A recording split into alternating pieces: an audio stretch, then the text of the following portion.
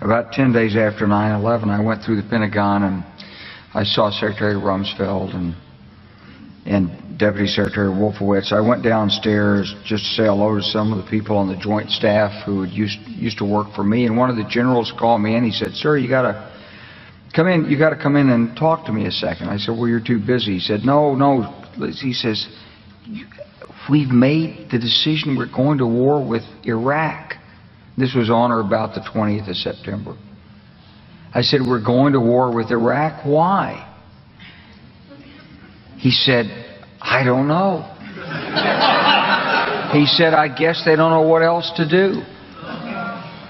So I said, "Well, did they find some information connecting Saddam to Al-Qaeda?" He said, No. He says, "There's nothing new that way. They just made the decision to go to war with Iraq."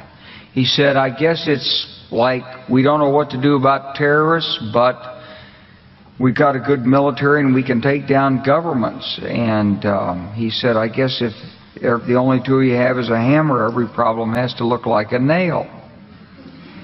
So I came back to see him a few weeks later, and by that time we were bombing in Afghanistan. I said, "Are we still going to war with Iraq?" And he said, "Oh, it's worse than that."